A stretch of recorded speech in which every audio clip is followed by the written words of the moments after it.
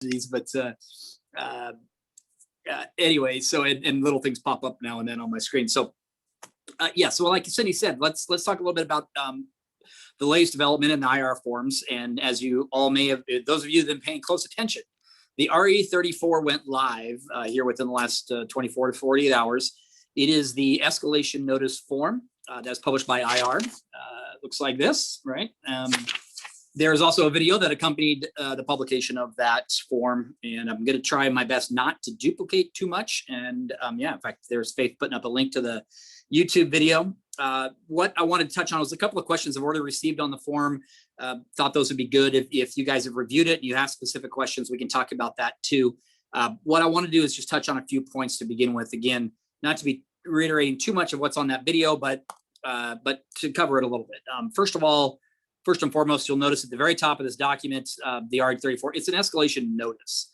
And that's one of the main questions we've received, which is, well, wait a minute, what's with this notice business? How come it's not an addendum? Or we hear about the term escalation clauses very frequently. And that's important because the way this form is drafted is it is a notice. It is just that. And that is basically a notice to a seller that a buyer is not done yet with their offer. In other words, they're kind of, they got some more money in their pocket and they're willing to go higher. And they're notifying the seller that, hey, I'm willing to go higher. This can be distinguished from a confidential, or a escalation clause in a contract or an escalation addendum. As we all know from our law classes, addendums are part of a contract, and so this is not something that is part of the contract or part of the offer. It is merely intended to be a notice. And that was by design. And the reason that design is because it provides buyers with a little bit of protection. We all know that the escalation clauses that are going around in our industry, the part, you either love them or you hate them. And the reason that people hate them, let me talk first about why they love them. Because it provides your buyer an opportunity to continue to negotiate. We all know in this market, things are moving very quickly. Buyers are getting rejected before they even have a chance to get out of the gate. A transaction could be on its way to closing by the time a buyer says, well, wait a minute, I'm not done. I can sweeten my offer, or I can do something different. I want to compete. So that's why escalation notices and clauses are beneficial in certain circumstances. Let's shift now to why people hate them. And the reason that the most common reason that people don't like these is because you're giving away a little bit of the secret here. When you're in negotiations in a typical real estate transaction, maybe not in this world we're living in, there's back and forth, right? Here's my offer. Somebody may do a counter offer back from the seller, and what have you. And folks are negotiating to go into a contract. The most important term of that negotiation is typically price. And a buyer is the one who usually leads off, and they're making an offer. And seller has posted on the MLS what they're interested in getting, but it's a negotiation process. So the reason people hate them is by using this, you're tipping your hand a little bit if you're a buyer, not a little bit. You're tipping your hand if you're a buyer to say, hey, I've got more money that I'm going to put on the table. And so everybody, I've heard the comment that people say, well, hey, as soon as I see this thing, I'm just going to go right back with a counter offer to their max price. And that's why people don't like them, is because they can be giving away some information. A lot of buyers in this market right now don't care about that. They say, yeah, that was secret information. My negotiation tactics here, how much money I'm willing to pay. In this market, I don't care. I'm going to tell the buyer, I'm going to show them my bank account. Here's my bank account. I've got $500,000 in there, and I'm willing to do that. Do whatever house I can get for that $500,000. I'm going to spend it. I don't care. But maybe I just don't want to start off at that number. But yet, it's there. So I get the back and forth. I get we love them, we hate them. I can tell you that the IR Forms Committee, which is where all these forms come from, they come through a committee of IR members that spend a lot of time talking about them. They see them before they're published. They're part of the drafting process. And the committee itself struggled for a long time to even get to this point because of the love-hate relationship there. And at the end of the day, while there are risks associated with using this type of a form, the committee felt that there are even more risks when our clients are drafting them themselves, and or God forbid we have a member of this drafting them themselves and practicing law. We know market controls a lot of what we do. And so the forms committee felt that at the end of the day, let's put it in the library as another arrow in the quiver, a tool that our members can use to represent their clients. As you know, there are some clients who are going to just demand that I want to use this form. There are other clients that'll say it's a horrible idea. I wouldn't want to do that. So it's form, it's out there, it's a tool, you can use it or not use it. One thing that we recommend, and I want to touch at the very top of the form, you'll see that there's a notice to a buyer. We kind of put it in a little black box thing here to catch everybody's attention. It's because we are giving away, when you use this form, you're giving away a little bit of information as a buyer, and we want to make sure they understand that, right? We don't want them saying, oh my gosh, you gave them that form and you told them what my maximum price was. Well, yeah, you told me to. So that's why we put it on there, just to make sure buyers understand it. Have a detailed conversation with your buyer before you're using this. Brokerages, talk to your agents about when it would be appropriate to use this. Maybe you have a policy. Maybe your policy is don't ever use this. That's perfectly acceptable as well. But for those that want to use it, here it is. It's relatively simple in its practice. I think we covered it pretty good on the video.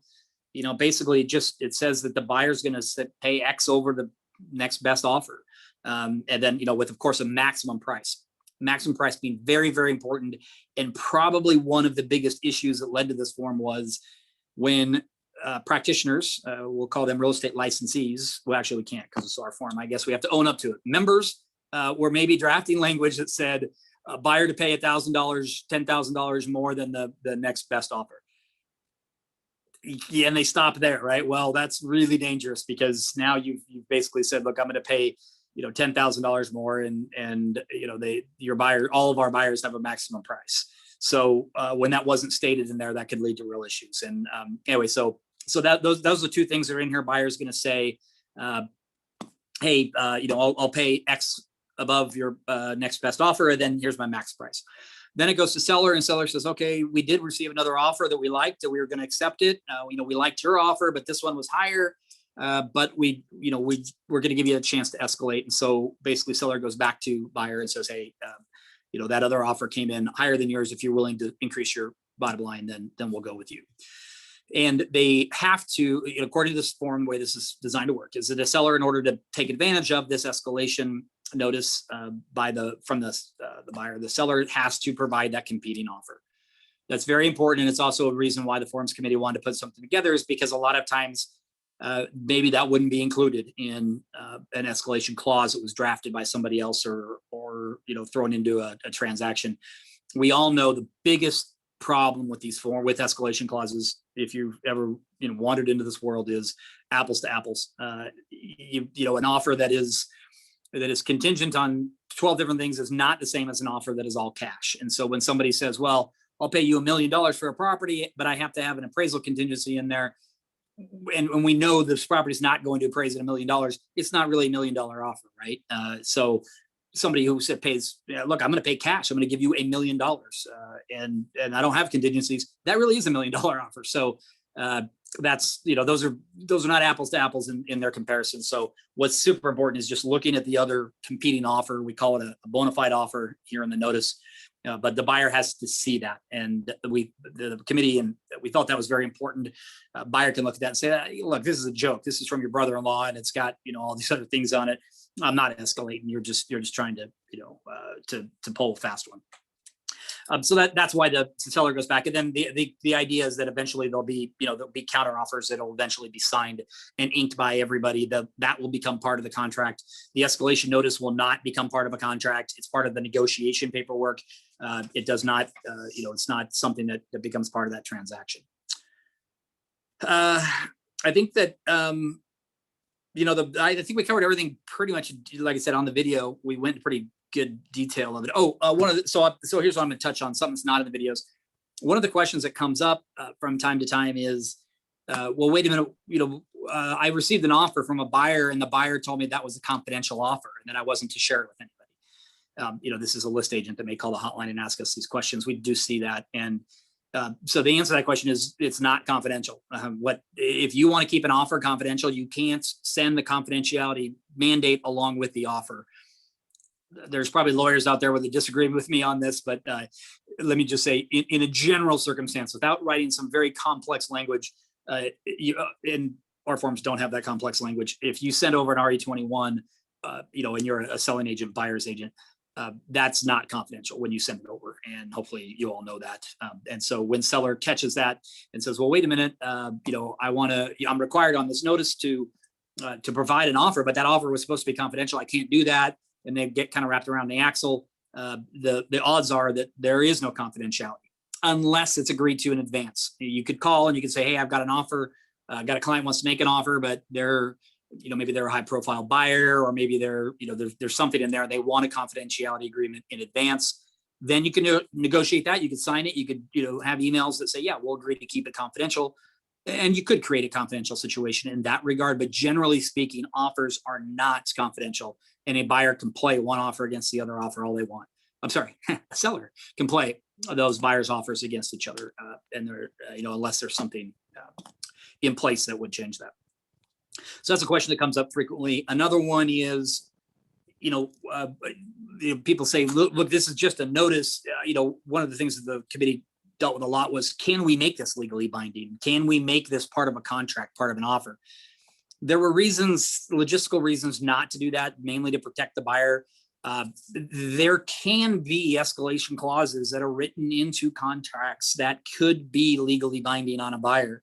And that where a seller just simply says, okay, we're accepting it, and there's no further negotiations, no further documents signed.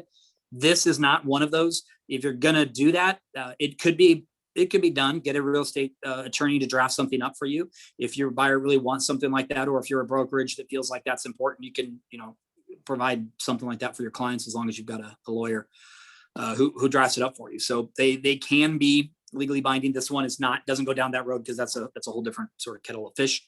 But you can do legally binding escalation clauses in contracts.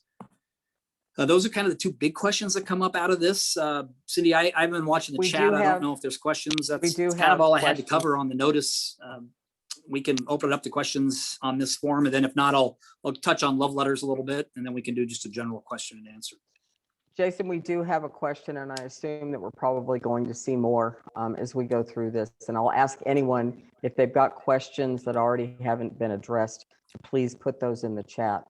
This first question is, if a seller counteroffers a buyer that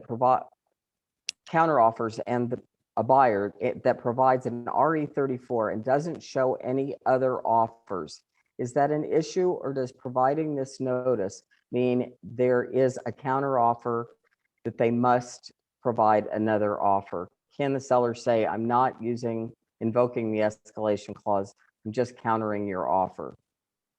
That's a great question. Yeah. The answer is yes. A seller can absolutely do that. They can. This is, again, like I said, it's a negotiation tool, and it's devised as that. And so if a buyer sends one of these out, and a seller wants to come back and say, look, I'm just doing a counteroffer. I'm not using the escalation clause because I don't want to show you I don't want to show you other offers. That's creepy to me, or I've just heard of a lot of sellers that don't want to do that. They're under no obligation to go through this process. Now, in that circumstance, if I'm a buyer, I say, well, look, I disclosed to you my price there because, I said, if you have another offer that's competing, then, then I'll consider it. I'm not going to consider it just because you said so. Unfortunately, we know this is a seller's market, and seller may be able to just counter offer for whatever reason they want. And quite frankly, they can do that now, right? So, a seller could come back with a bunch of counter offers that are high. So I think that answers this question, that no, you don't have to use this escalation clause. Absolutely, a seller can come back and just do a straight counter offer. Of course, buyer has to accept it, right? That's part of the process. And we do have more coming in. So the next one is, why do so many listing agents prefer not to use escalation clauses? It's a practice thing. Like I said, people love them and they hate them. And they've all got their own reasons for doing that. I think I touched on the two biggest issues of why somebody not want this is, this isn't binding. And so it's, it's really all I'm doing is tossing out there what my seller's top dollar is. I'm sorry, my buyer's top dollar is. But then again, like I said, the benefit of this is when people want to use it, it's an effort to keep your buyer in the game. If they come in with a low ball offer in this market, they're not getting a call back. Somebody's just accepting it, and nobody has a chance to know that they can negotiate. And you'll probably, somebody will ask the question, well, then why don't you just come in with your highest and best from the beginning? Okay. That's what, again, you guys are, hired to negotiate. And you used to do that a lot in a market that allowed that. This market doesn't allow that so much, but again, it's just a tool to use if you want it, it's out there. It's, I have a tough time saying, yeah, this is great to use it for this particular circumstance. That's why it was published. That's why it was created. And it's not without its faults, or I guess the form's not without its faults. It's an excellent form because I helped draft it. But it's the process, right? That it has issues, no doubt about it. So that's why it's so important. That's why it's one of the only forms we've got that's got a warning at the top of it, right? So you should, as a practitioner, look at that and be like, okay, we're going into some sensitive ground here. So.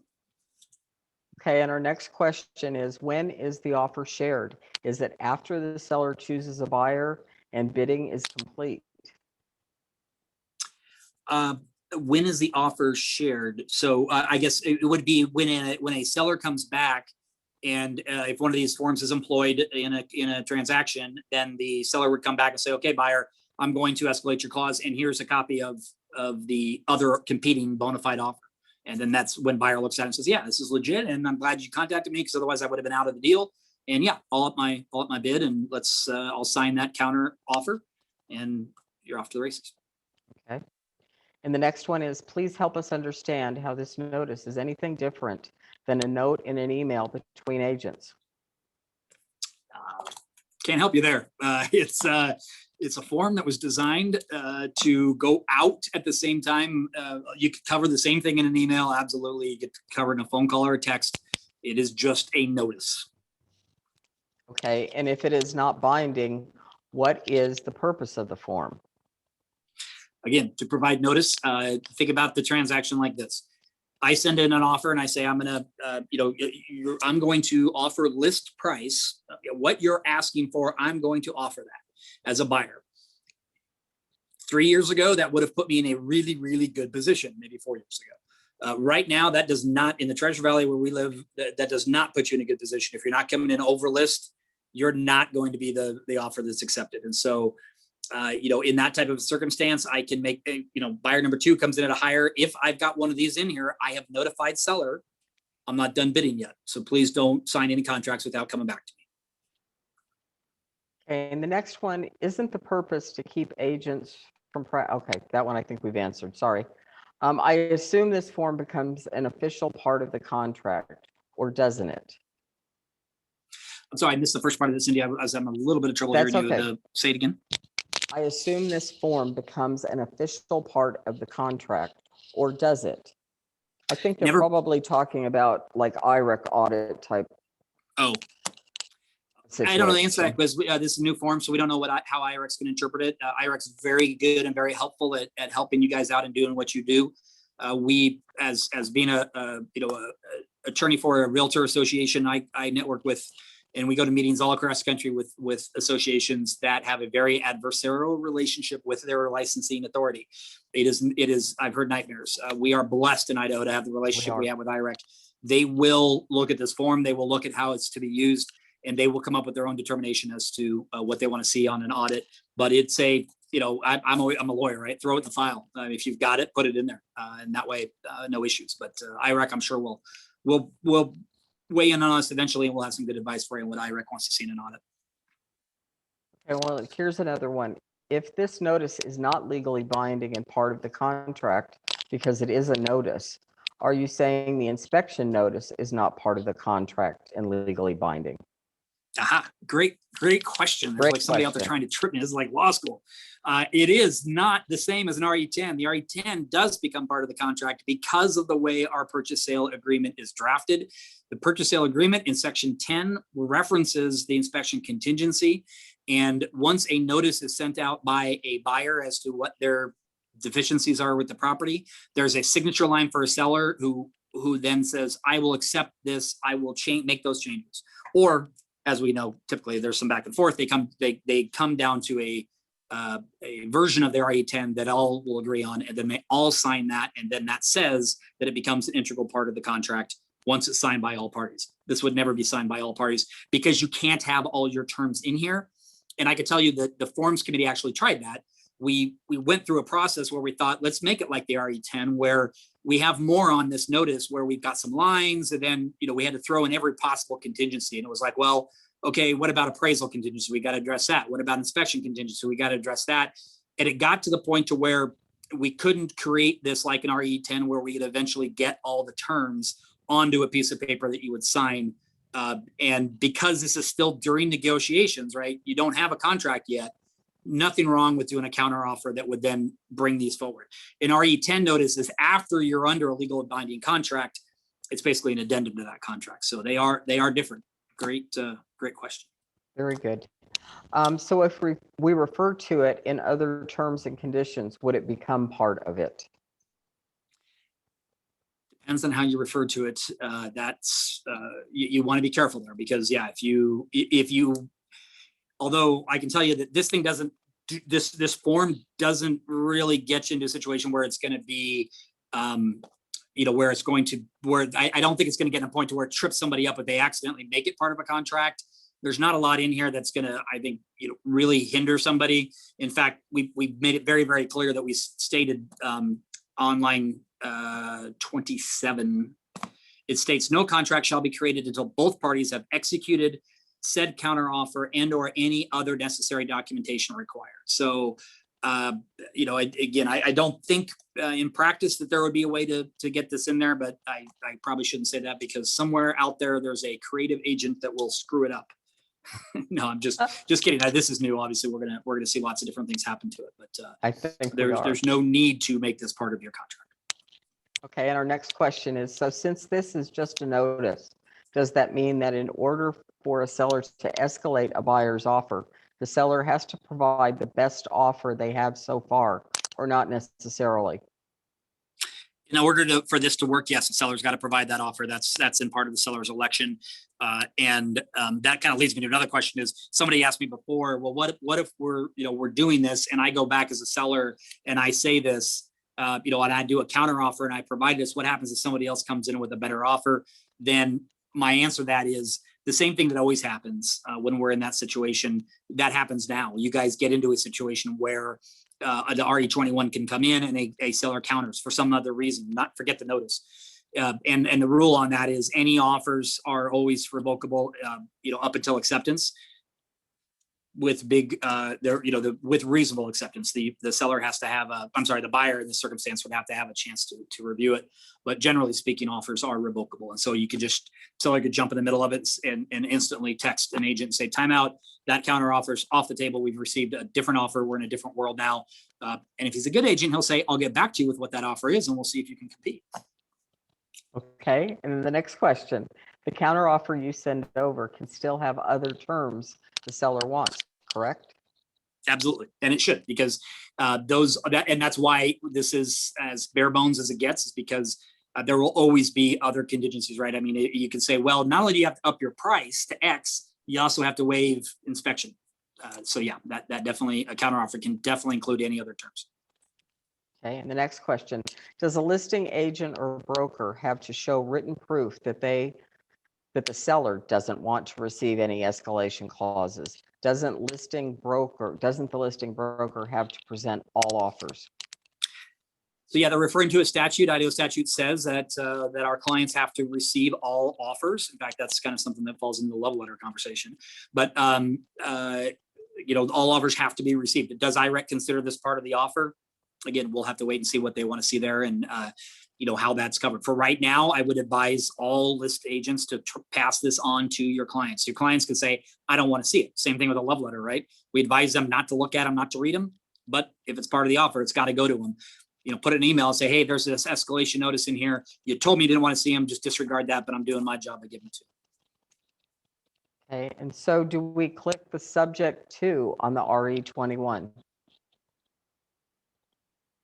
No, the subject to you threw me for a loop there for a second. No, because that checkbox, if I'm shooting from the hip here, says subject to the attached counter or the attached addendum, I think, or counteroffer, one of the two. This is neither. So no, it would not be subject to.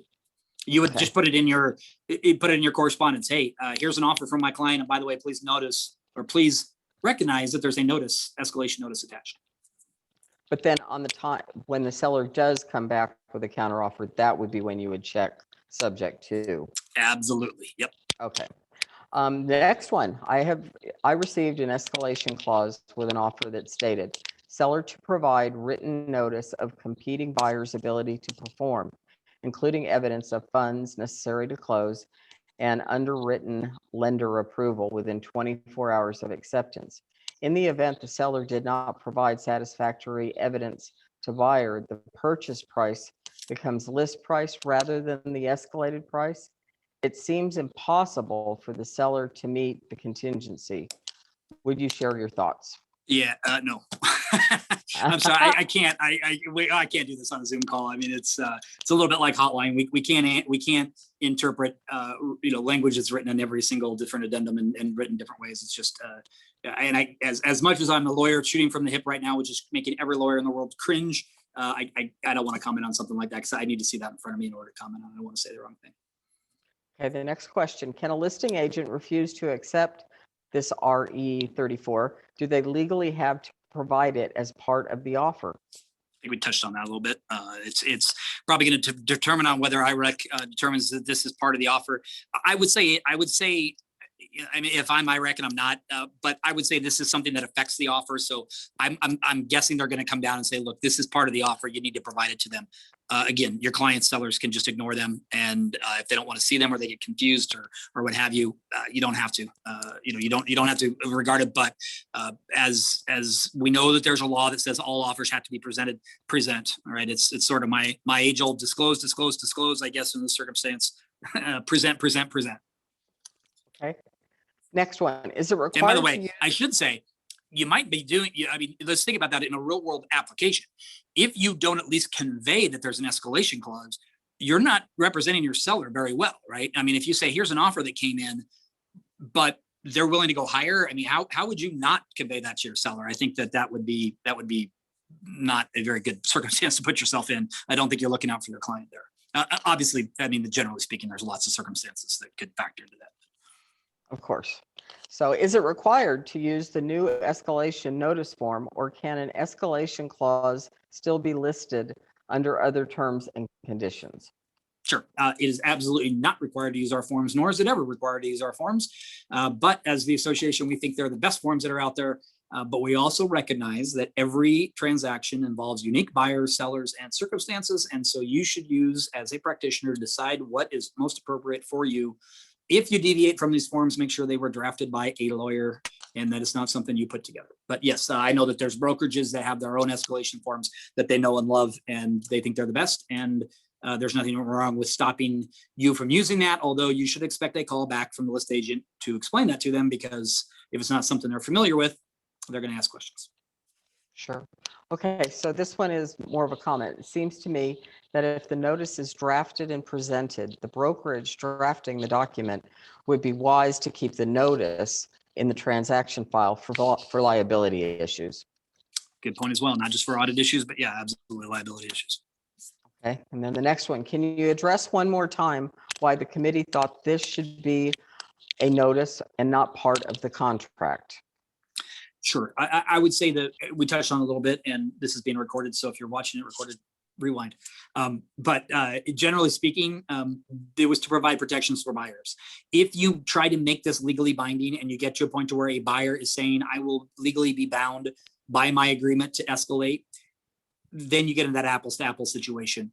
And it's just going to open up a huge can of worms and a bunch of fighting amongst folks as to what are apples to apples. And we all know that we've all seen offers, and rarely are they apples to apples, meaning they're the exact same one, unless it's an all cash, and even then, I know I've seen those don't always match up. So that's why it went the direction it went. And like I said, there were conversations about trying to make it a little more legally binding, if you will, but it just, to try to make a uniform form that fits most transactions, that wasn't possible to make it, and also not make it 400 pages long, which is okay by me because I get paid by the hour, but not so much for Forms committee, not so much.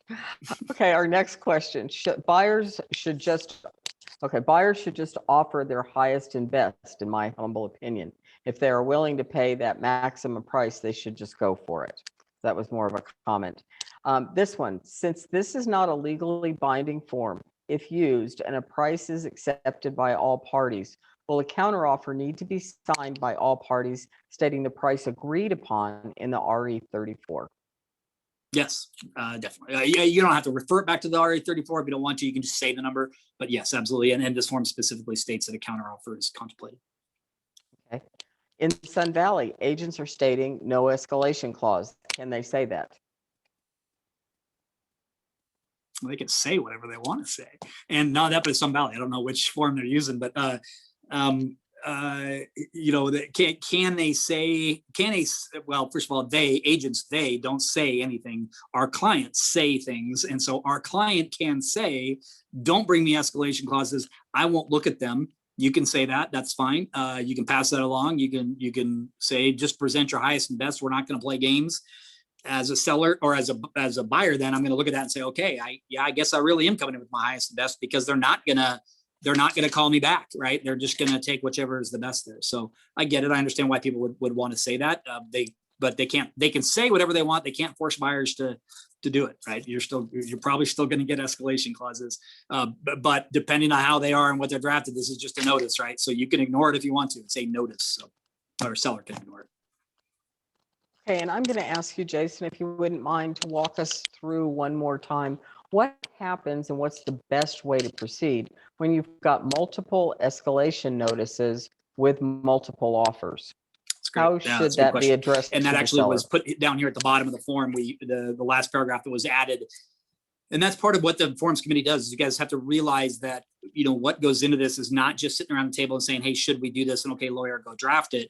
It gets drafted and then it comes back and we try to tear it apart. We put it through kind of, it's like this crash test dummy phase where we throw every type of transaction we can at it and say, well, ooh, this is bad for that, or, we need to tweak this or what have you. And that was something that came up. It's like, all right, what happens when we get somebody who uses two of these? So a paragraph was added at the bottom that talks about if there are multiple escalating offers, then you're just going to ramp it right up to that, that highest and best. So if you have two of these and they both came in at 500, I think this is the example I used in the video, they both come in at 500 and they both have escalation clauses, to say, well, I'm going to do 10K better than the next offer. They're going to play off each other. So you get to somebody's max price, and that first person to a max price is going to lose out because now this person says, I'll do another 10, right? And so then they win. And so that's that. It takes it automatically up to that. That's the way this is written.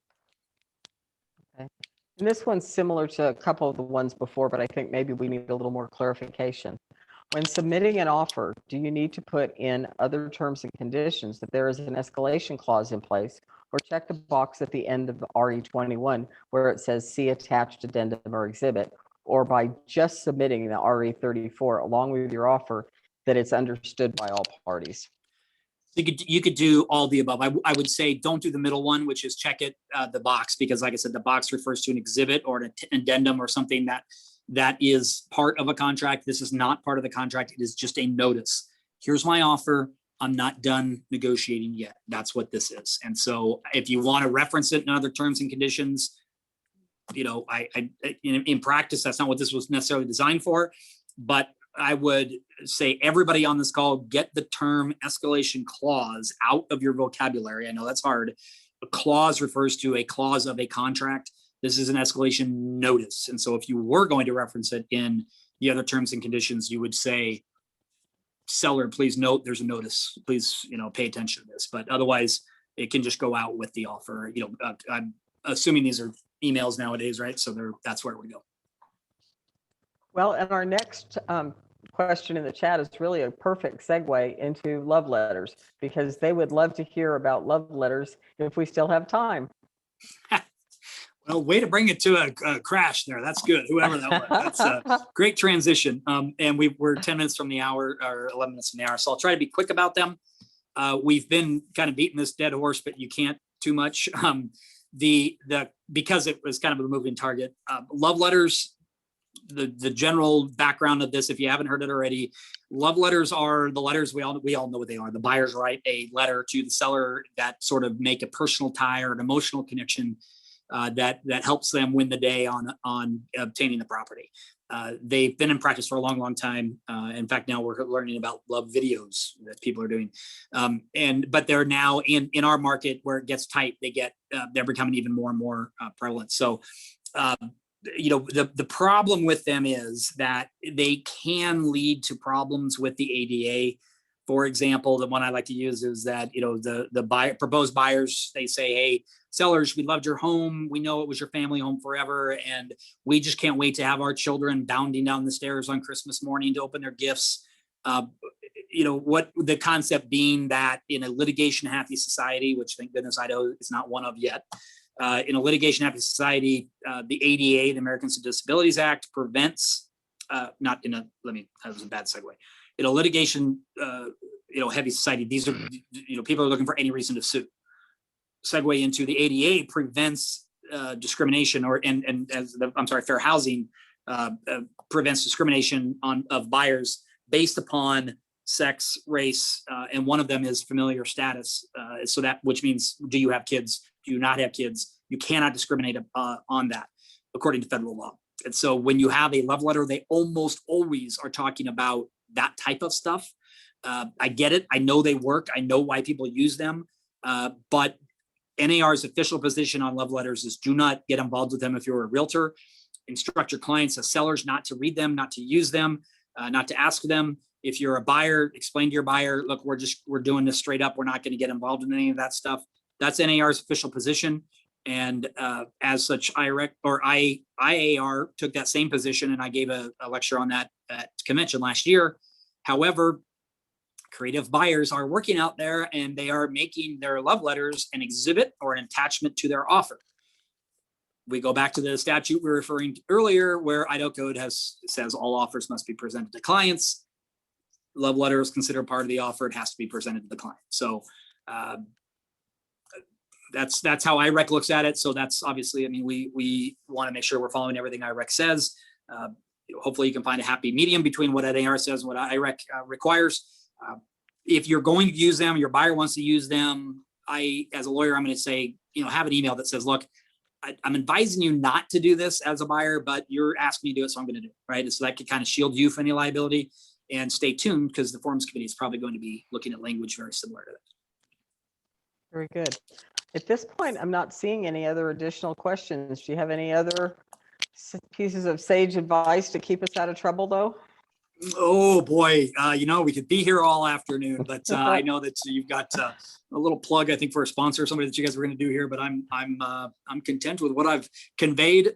As any form, the new form that came out, once you release it into the wild, it's always interesting to see what happens with it. If you're seeing problems out there in the in the industry, or you have questions, that's what the hotline's for. Call the Legal Hotline. It's a member benefit, free to brokers. 1-800 number. Give us a call. We're here to answer your questions you've got, and on general questions, on general issues.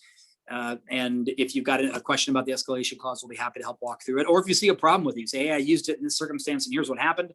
We'd like to hear about that too. Okay, and we did have a question here, similar to one before, but can you put in a listing no love letters? Yeah, very similar question and the exact same answer. You can put whatever you want in that listing. And your seller can tell buyers whatever they want, but at the end of the day, right? A buyer, it's not going to stop a buyer who's really just bound and determined to submit that love letter. They're going to find a way to do it. Now, and somebody could say, okay, well then buyer or the seller's going to just toss that offer out because obviously those people can't follow instructions. That'll happen, and other times it won't. So you can say what you want, but you can't force buyers to comply. Okay, so then we've got another question. Why don't we require buyers, sellers to at least acknowledge addendums, counteroffers, etc.? There is no proof an offer was ever even presented, let alone the escalation clause. This is a very little known area of the NAR ethics, and it's not talked about much. But technically speaking, and this is not in Idaho, but it's not an Idaho law, it is an ethical obligation where NAR saw that it was fit to try to address that. And the way they address it is through ethical conduct. So the code of conduct for all realtors, as published by the National Association of Realtors, requires a list agent to let the buyer's agent know their offer has been presented. If asked, they can. The buyer must ask and say, "Hey, can you prove to me, or can you tell me?" And NAR uses some language that I don't love because it conflicts a little bit with Idaho law and talking about whether or not a seller can waive that right and different things of that nature. But generally speaking, if a selling agent asks for that information, if you're a list agent and you're a realtor, you're bound by the code of ethics to say yes, it has. And a lot of times, there's different people coming up with different ways to prove that was done. But at any rate, yes, it has to be conveyed. Okay, and next question, how would you recommend handling a love letter that the buyer made an exhibit? I'm sorry, again, you're a little quiet. How would I recommend handling a love letter in what? Where a That buyer the insists on buyer doing had what? made an exhibit, that the buyer had made an exhibit. Oh, how do you handle it? You forward it on to your seller. That's the only way you handle it, because Idaho law says offers have to be presented. Now, you can have a conversation with your client, say, look, client, seller, client, this does open the door a little bit to some exposure with the, with either the Fair Housing Act. We could bump into something here, and I've been advised before that these are issues. My brokerage has a policy where we don't even read these, which is everybody should have that policy. If you get a love letter, do not read it, forward it on. Don't help draft it, forward it on. If you receive one, don't open it and read it, forward it on. Keeps you out of the mess. But have that conversation with your seller as well and say, hey, look, if you're really just about top dollar here, you don't need to read this anyway. And if somebody comes back and wants to sue you later and say, you sold this to the person who had kids and not me because I didn't have kids, or I had too many kids or whatever, the only way they can prove that is through that love letter. So if you don't read it, you're not exposing yourself. Good advice. Next question, if the RE21 doesn't call the love letter an addendum, why then is it not treated like a notice? Why part of the contract? The first part of that was if a love letter is made part of, if a love letter is attached to an RE21, is that the question? No, if the RE21 doesn't call the love letter an addendum, then why is it not treated like a notice? Oh, why it is is. it treated Yeah, part it is. of the, okay. That's the only, and that's the way that that's the difference between the advice we were giving last year versus what's happened now with IREC giving their advice, because there's kind of been a change of people are getting creative. They're making it part of the offer. So the answer is, and this is a horrible, because you're going to say, well, wait a minute. The answer is, if it's part of the offer, you must give it to your seller. If it's not part of the offer, you don't have to. Okay, and this next one, aren't there fines now for sending love letters?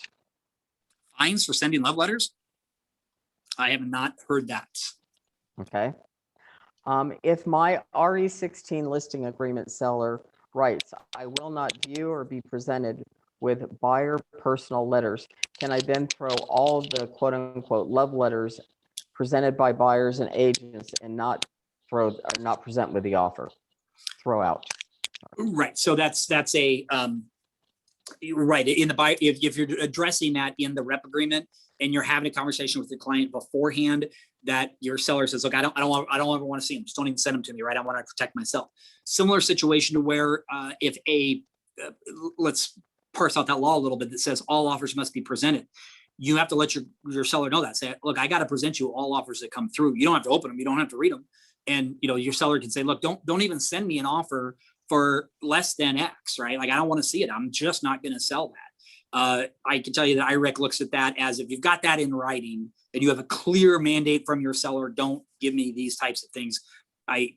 Typically IREC will look at that. And again, I can't speak for IREC. I don't represent IREC. I can't give you legal advice from IREC, but I can tell you that based on my experience, IREC is very reasonable in saying, look, your client gave you instructions not to give them any of that type of stuff. So yeah, even if they're attached as an exhibit, you're probably not going to have an issue if that doesn't go on to your seller. But again, if your seller is that sophisticated, you can also not open the attachment. I'd send it anyway. Okay, and then is there any liability on the buyer part for writing a love letter, or is all of the liability on the seller for accepting the offer after reading it? Remember what I said about a litigation-happy society? Lawyers do not discriminate against who they sue. They will sue the brokerage because they have an insurance policy. They will sue the agent to scare the agent. They will sue the buyers because the buyers tricked the seller into reading the letter, and they were the ones that actually encouraged the seller to commit this horrible violation. So yes, there's liability on the buyer. Probably not as obvious, but yeah, they're going to get drug into a lawsuit as well. And we did have a question where someone was wondering where this recording could be found to listen to again later. It will be posted either later today or tomorrow on the IR website, so the link will be there for you. Hopefully no later than tomorrow morning. So, and I think that's it, Jason. We don't have a sponsor today. I do have one more question. If your seller refuses to see love letters and you throw them away, then you might be in violation of the code of ethics. If you, I'm sorry, read it again. I saw it was from Bio. What was, and I got distracted by that. But she's saying that, say it again. It's kind of stated, if the seller refuses to see a love letter and you throw them away, then you might be in violation of the code of ethics. Oh, no, I see where you're at. And that's an interesting question. And by the way, hi, former client of our firm. We helped buy out in a situation where she was getting horribly harassed, and we took care of it. We took it to court and we won for her. What was, so I, that's an interesting question. I don't know, as far as ethics goes, if you're gonna, first of all, you don't ever throw anything away, right? Like we're not going to do something like that. If a buyer is giving it to us and we say, look, buyer, we really don't want to get involved. Don't ask me to do that. If they give it to you, you have to pass it along. I would never recommend throw it away. On a seller's side, if it comes in, again, as a lawyer, from protection, I live in a world where it's like, what's the best practices? I'd forward it along, even if your seller said don't give them to me. But as far as, you're not going to get an ethical problem if you're throwing away. Well, again, I don't like throwing away anything, but if you're not forwarding on a love letter based upon your direct instruction from your seller, I don't know. I haven't done that analysis. Give me a call. And we'll think about it. But I don't see anything that just strikes me as patently offensive there in that circumstance. Okay. And our staff is also telling me that an email will go out and that this video will be available also on our YouTube channel. So you'll have a couple of places to find the information should you want to view it again. Any other final comments, Jason? Nope. I think it's you appreciate the opportunity to present to you guys today. This forum it was a labor of love for a while. And I get it. People are going to love it. People are going to hate it. And some of them at the exact same time, but look, it's a tool. You don't have to use it out there. And, it's a crazy market. And we're, as always, your association provides this to you because it's trying to help you out. And, you don't have to use it if you don't want to, and you can criticize it. That's, perfectly within your right. The reason it was created, though, was to try to help out people that are in a situation where they're being forced to use one of these, and hopefully it just becomes another form that's out there that sometimes people use, sometimes they don't, and it all depends on the circumstances. So appreciate the opportunity to be here today. Well, we can't thank you enough. We did have somebody ask what the form was again, and it's the RE34. I certainly hope, and I thank all of you for being here today, and I certainly hope you all found this helpful. I know it's something that's been confusing. We've seen a lot of different iterations of this from all over the place. So I'm hoping that maybe if we can, if you're going to use a form, you'll at least use one that's going to help to keep you safe in your practice. So if anybody does have any other questions, by all means, email them into the office and we'll be happy to address those. We are meeting, the Forms Committee is finally going to meet in a week and a half for the first time in 2 years because of COVID. So we've got a lot to cover. So we're looking forward to getting everything current and making the necessary changes.